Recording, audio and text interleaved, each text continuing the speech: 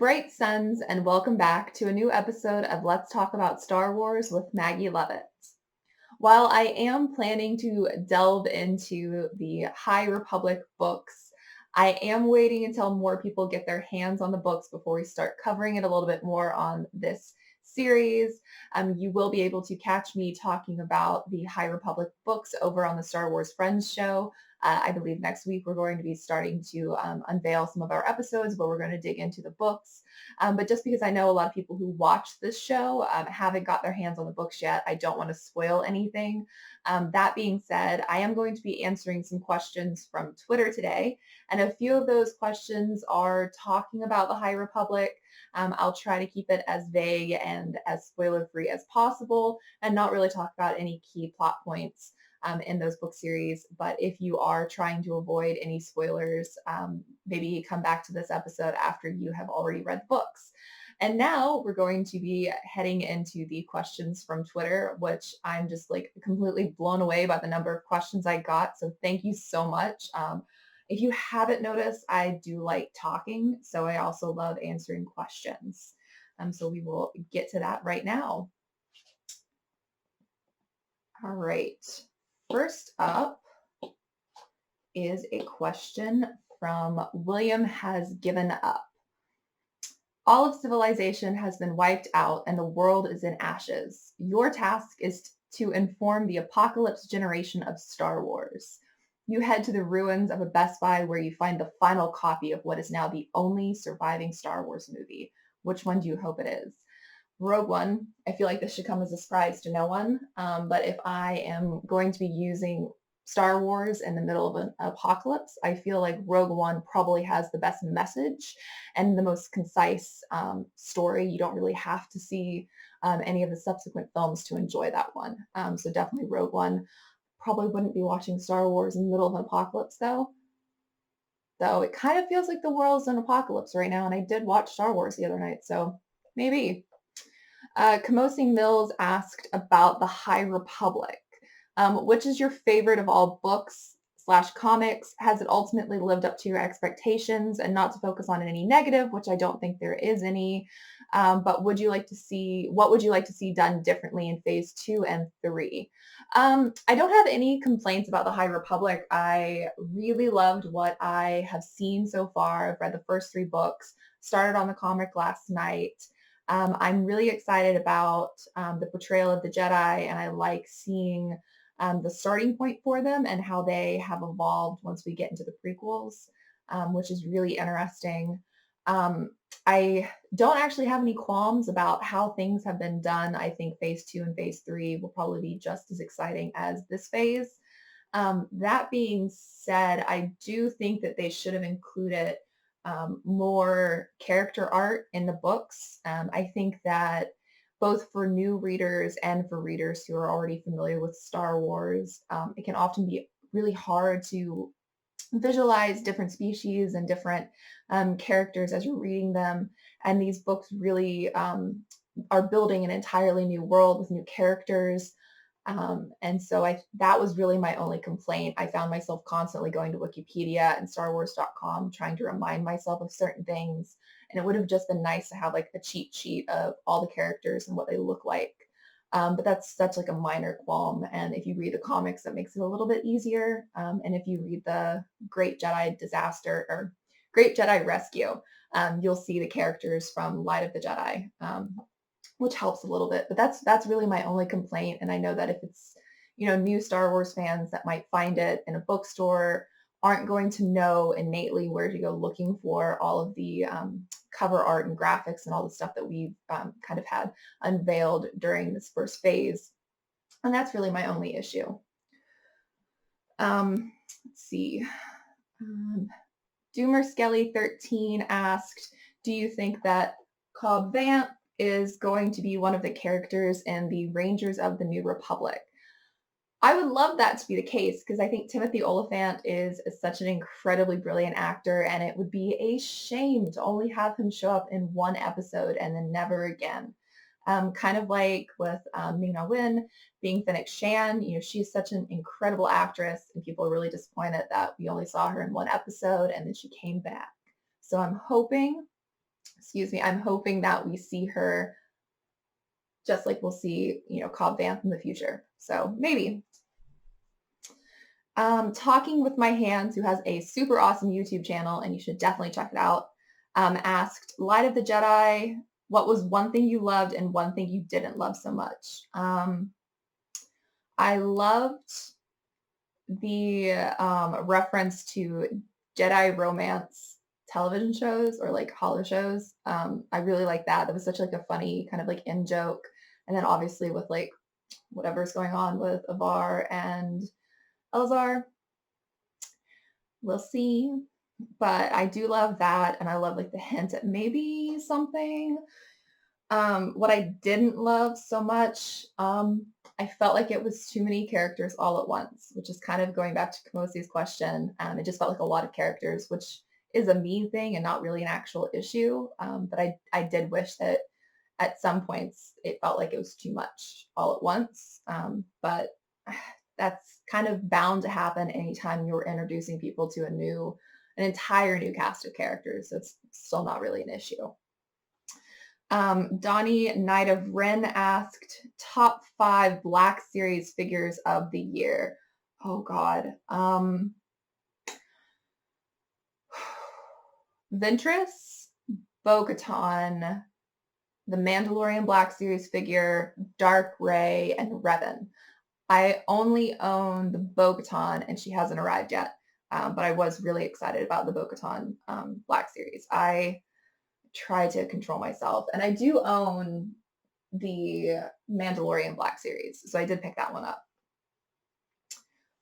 Mark's Forever Mandalorian asked, thoughts, hopes for a Satine flashback in the Obi-Wan series?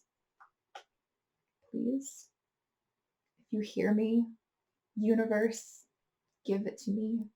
Give me Satine and Obi-Wan flashbacks. All I ask for.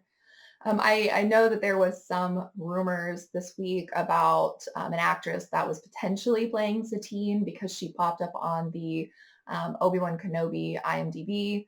Unfortunately, she's actually supposedly cast in the Cassian Andor series and for some reason was mistakenly placed on the International Movie Database for the Obi-Wan series, which got a lot of hopes up and there was like some misinformation. It would be really interesting if that was actually a red herring and they said that she was cast in Andor, but she's actually cast in Obi-Wan. But who knows? I don't want to get my hopes up because a Satine live action is something that I have always wanted. And Obi-Wan and Satine is like one of my favorite ships in the Star Wars universe. I would love that so much, especially since we've seen Bo-Katan in live action. Just like, please give me Satine. But I'm hopeful, but I'm not hopeful at the same time, if that makes sense. Mark Veltman asked, thoughts and musings about future High Republic movies. Oh my gosh. Okay, so I only have one like fan casting that I want for a High Republic movie, and I need it to happen. Charlie Ashby from Imperial State podcast also wants this as well. Rufus Sewell as Elzar and Jodie Whittaker as Avar Kriss. I know everybody wants Brie Larson, but Jodie Whittaker. I have spoken. That is what I want. That's really as far as I've got in terms of like thinking about live action versions of the series. There's so many characters and I would like to see a lot of newcomers being cast in those roles and not people from Marvel movies because it's kind of boring. But that's a whole nother conversation. Jesse asked, do you think there is any shot that we might see Sabe and the Kenobi series? Her character has been expanded recently in the canon, and I would love to see Keira Knightley have a cameo appear next to Ewan McGregor. I don't know if I believe that it'll happen in the Obi-Wan Kenobi series. I would like to see it happen. I can see it happening in the Kenobi series just because I can't figure out what they're going to be having Obi-Wan Kenobi doing. I don't know, it just seems like a weird period of time and like I'm very excited for it, but at the same time, I just haven't really figured out what their plans are for it. So I mean, hey, we could see Sabe. I would be really excited. I know I have a friend, Heather, who would be super excited to see Sabe. Her kittens are named after the handmaidens. I would like to see it. I'd like to see it. Odie from El Podcast de Estar. I can't speak Spanish. Odie, who is super awesome, and I just recorded on his podcast yesterday, and that's going to be out this Wednesday, so look forward to that. He runs a really super awesome podcast that is in Spanish. But he asked, name one thing that your least favorite Star Wars movie did better than your favorite Star Wars movie. It ended, and the credits rolled, and I thought that was pretty spectacular. That's actually really hard because my least favorite Star Wars is The Rise of Skywalker, and I can't think of a single thing that it did well or did better than, say, Rogue One or The Last Jedi. Music was nice. Yeah, we're just gonna move on. Twin Sons Amanda asked, which of Star Wars' many themes resonates most with you? What keeps it fresh and exciting for you and wanting more? I always say hope. Hope is definitely the biggest theme in Star Wars that I've kind of always consistently leaned on. I'm also a big fan of the political aspects of Star Wars. I think it's absolutely fascinating.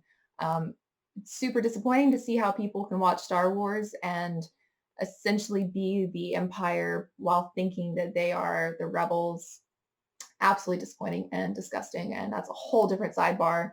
But I think the political sides of Star Wars keeps it fresh for me. That's one of the reasons I liked The Last Jedi so much. The Canto Bight scene to me was so fascinating and really fleshed out the kind of seedy underbelly of the upper class and the way the upper class benefits off the backs of the poor, and the whole thing was fascinating. I also thought, Rose's family's backstory of being from this mining community was really interesting.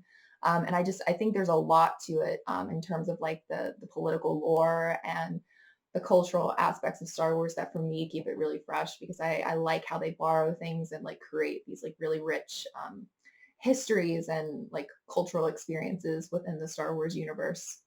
I don't know if that's the same for everybody else, but maybe that's just my like anthropology brain that thinks that's really fascinating. Jordan Hamilton asked, do you think the cannabis exists in the Star Wars universe? Probably. I know this question is probably because there's a creature in the High Republic that looks like a piece of cannabis. I don't even know like the terminology.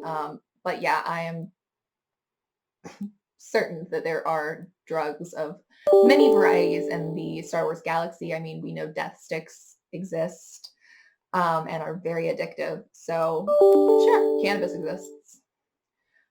Brock of the Rings asked, that Timothy Oliphant cutout. Oh, it's not a question. That Timothy Oliphant cutout is incredible. Yes, it is. It is one of my favorite things in my collection. Super thankful to my friend who got it for me.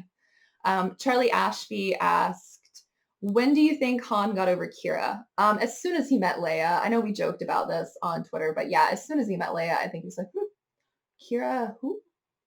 But I really do hope we see Kira again. I would love to see more of her character and Maul and like everything that was going on, because I think that was really interesting storytelling. And maybe we'll find out something in the Lando series, the limited series that's going to be on Disney Plus.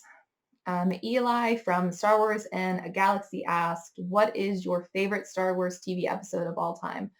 I think The Tragedy. And that might just be because it's recent, but I really loved what Robert Rodriguez did with Boba Fett and Fennec Shand and Den and the Razor Crest blowing up, which is still the funniest thing. But I think that episode was just some really, really good Star Wars storytelling. And I know there's a couple episodes in Clone Wars that I'm a big fan of, particularly any episode that had Satine in it. The whole Mandalore arc was really interesting in Clone Wars as well. It's really hard to identify like one specific thing, but I do think the Tragedy in terms of recent Star Wars is up there with the creme de la creme of the best of the best. Alan Diaz asked, what aspects of your other favorite franchises would you like to see Star Wars explore or adopt? That's an easy question. I think that Star Trek, while I am dreadfully behind in the new series, I know what they've been doing, and I know that their fandom is extremely inclusive and diverse, and that is also reflected in their TV series. And I would love to see Star Wars do that and be a little bit better about it. They are slowly getting there. I know that with the Mandalorian, you have Pedro Pascal in the lead, and then with the Boba Fett series, you have Tamora Morrison and Ming Na in lead roles, and so they're starting to get more diverse. But there are still leagues of work that needs to be done to diversify Star Wars to accurately reflect the fan base. I have said in past episodes, I have always felt represented in Star Wars. There are a dozen brunette white women in Star Wars, and I'm ready to see that kind of go by the wayside so that people can see themselves in the franchise that means so much to them. So that's something that I would like to see Star Wars try to do a little bit better with. Apprentice Ewok, Brandon asked, who is your favorite Jedi Master and Padawan in the High Republic? I am going to slaughter his name, but Buriaga, the Wookiee, is absolutely fantastic, and his Jedi Master Nib is very cool. She's a really neat character. I also really liked Loden Greatstorm and Bell Zedifer. I really enjoyed those characters, but honestly, most of the Jedi Masters and their Jedi Knights or Padawan are really interesting, and I think their connections are a lot stronger than some more recent Jedi Master and Apprentice or Padawan connections. And I'm really excited to see how that's explored through the rest of the High Republic. Justine Costello asked, "What do you think?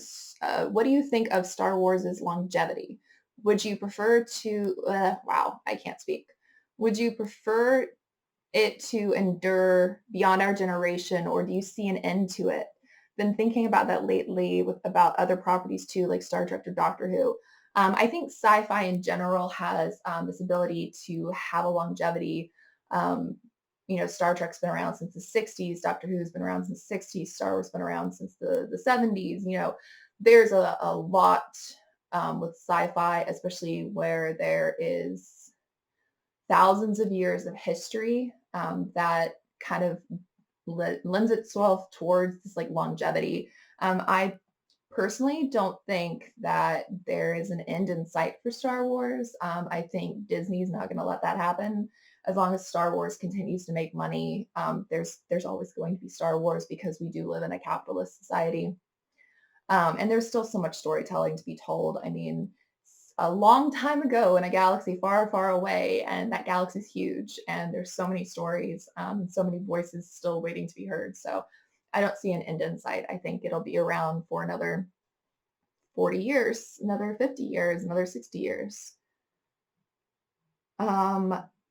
Always Tired, aka Jones, asked, what role would you give Chris Pine in the Rogue Squadron movie? Captain Tycho. Now, I will say, I don't think that the Rogue Squadron movie is going to be based off of the X-Wing books.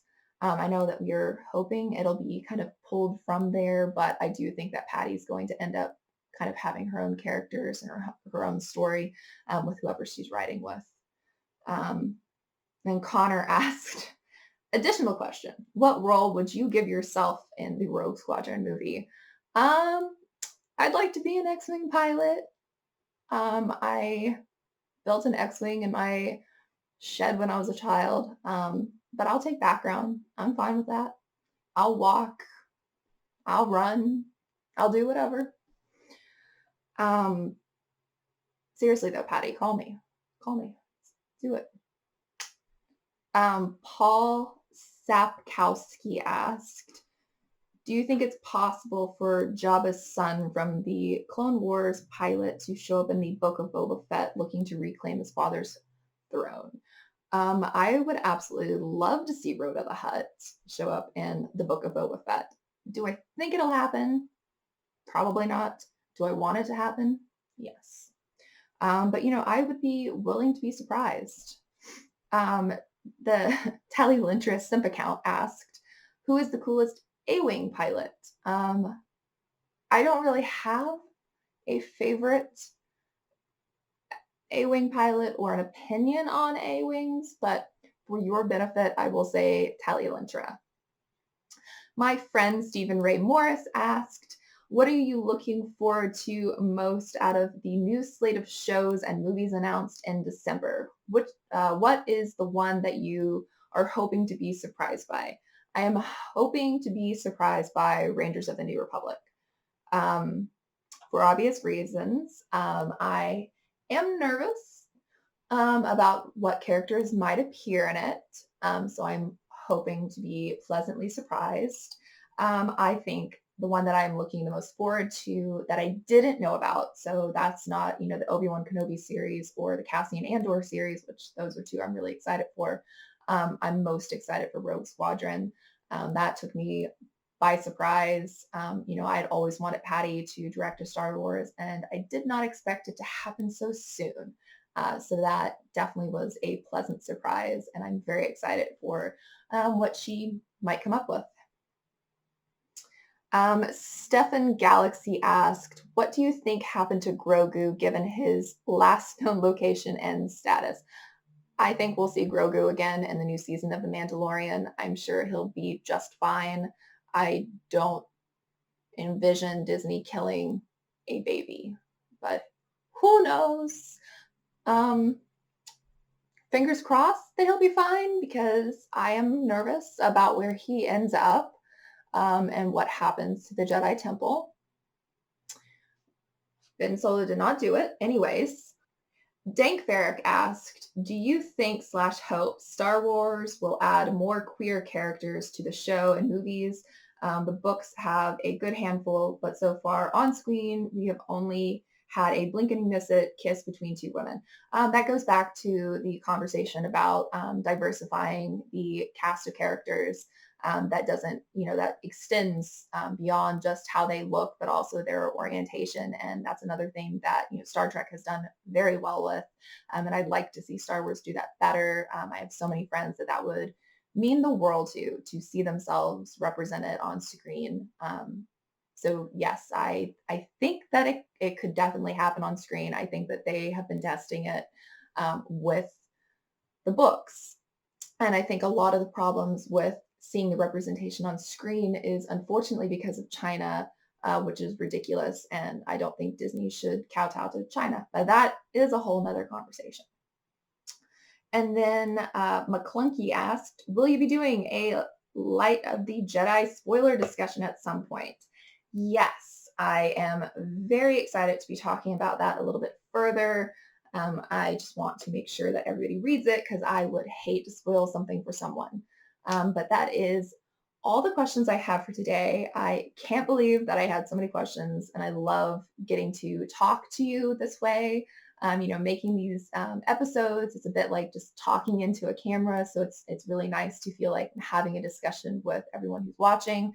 I did purchase a few things. I am still waiting for my Darth Maul Funko Pop as well as my Bo-Katan Black series. Both of those were supposed to be shipped already and hasn't happened yet. But with Valentine's Day coming up, I jumped onto Target and I bought myself some more Star Wars socks. It's so cute. The light's so bad, but it's super cute. I think it's like 4 pairs of socks or something. I just wanted to get more Baby Yoda stuff. And then I also got Valentine's Day cards with friendship exchange and strawberry lollipops, which is very fun. And then I bought myself this push-up pop. I don't really know much about candy, but modern candy for kids, but it's Mando. Apparently there is an alternative version with the child. but I'm not going to try to get two. And then I also got these cute little collapsible storage bin containers that are going to go on my bookshelf. But how could I say no to more child merchandise? I have a problem. But that is all I have for today's episode. I think this is going to end up being another like 25-minute episode. So I'm so sorry for those of you who are listening to me answer questions, or congratulations. Either way, thank you so much for joining me with another episode of Let's Talk About Star Wars with me, Maggie Lovett. And I look forward to talking with all of you again. May the Force be with you, and please be safe out there. The next 2 weeks are going to be incredibly scary if you're in the United States, especially if you're in any major cities. So please just be safe. And with that, I'll see you all next time.